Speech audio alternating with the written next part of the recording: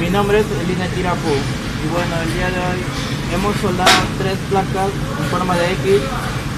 Bueno, para hacer este proceso pusimos un punto aquí y al otro extremo para poder soldar.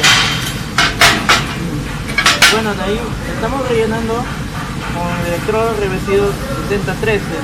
Bueno, ahora vamos a proceder a hacer los cordones.